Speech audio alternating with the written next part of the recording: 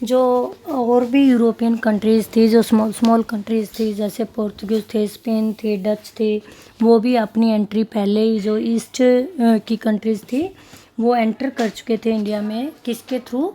सी root के through. ठीक है, तो सबसे पहले हमने बताया था पोर्तुगीज़ आ चुके थे वेस्टर्न कोस्ट के ऊपर, मेड गोवा देयर बेस, जिन्होंने गोवा पर अधिकार कर लिया था, गोवा में अपनी कंपनी एस्टेब्लिश कर ली थी।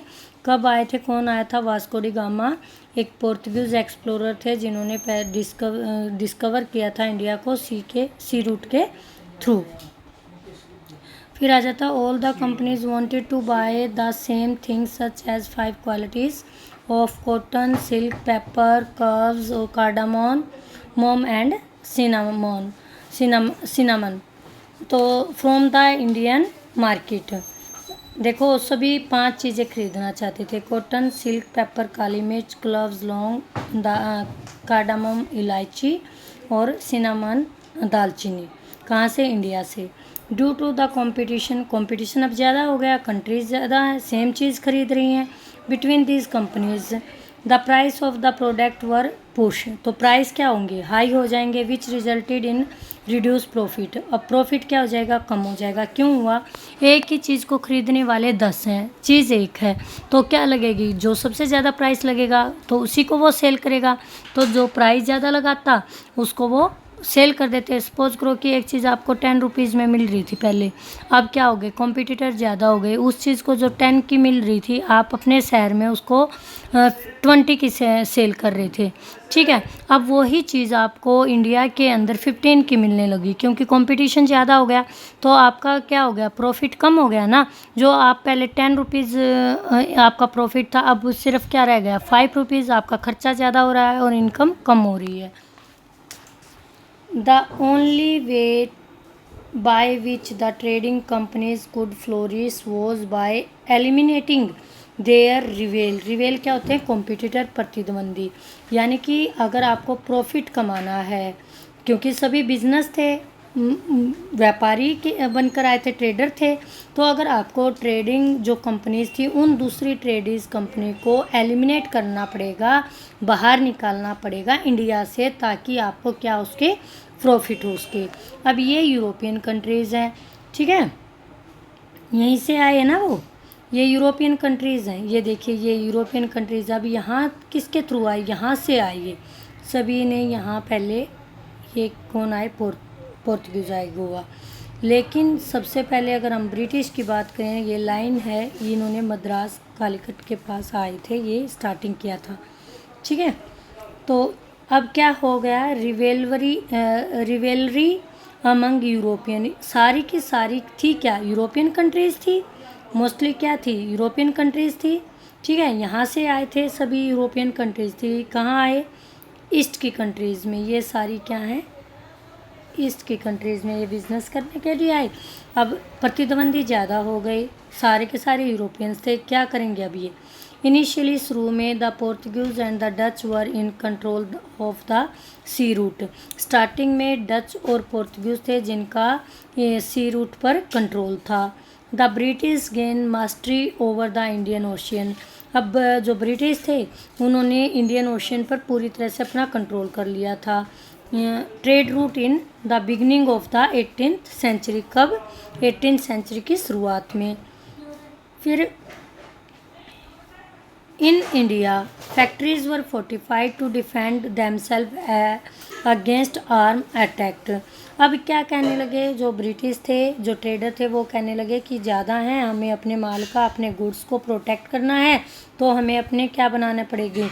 जो गोदाम्स हैं वो बनाने लगेंगे, इसलिए हमें जगह चाहिए और उसको प्रोटेक्ट करने के लिए आर्मी चाहिए। अब ये क्या करने लगे थे? एक दूसरे के जो माल मान लो यहाँ से जा रहा था, एक दूसरे की शिप पर अटैक करने लगे।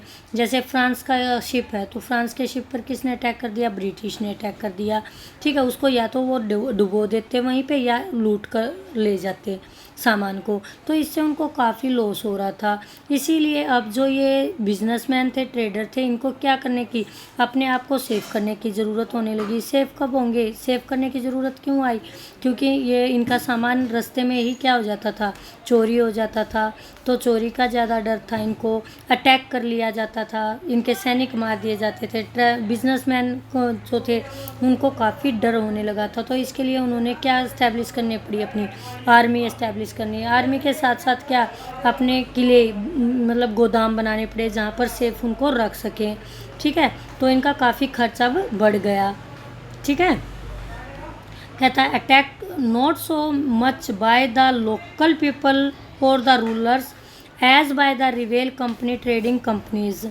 कहता है कि सिर्फ किससे खतरा नहीं था, किससे चोरी का खतरा नहीं था, किससे डिफेंड करना था, किससे प्रोटेक्ट करना था अपने साथ अपने आप को, लोकल पीपल से भी, रूलर से।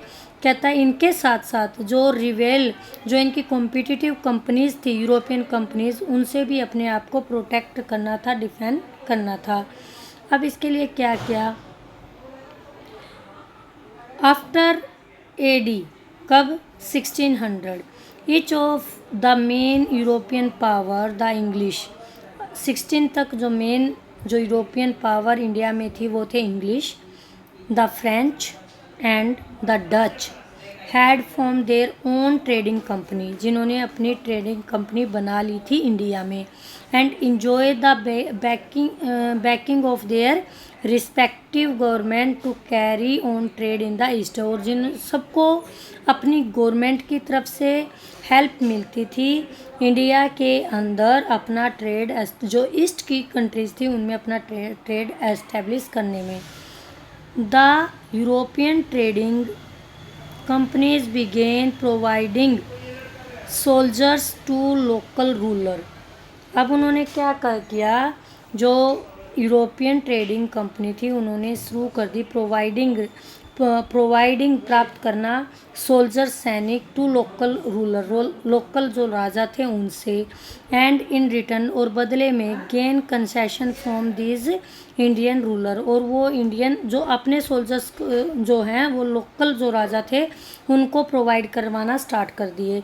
यानी कि होते तो यूरोपियंस थे लेकिन रूलर्स के लिए स्टार्टिंग में लोकल रूलर्स के लिए काम करते थे, और उन बदले में लोकल रूलर से वो क्या मांगते थे, परमिशन, क्या करने की, इंडिया में व्यापार करने की। ठीक है, कंसेशन, छूट मांगते थे, परमिशन मांगते थे।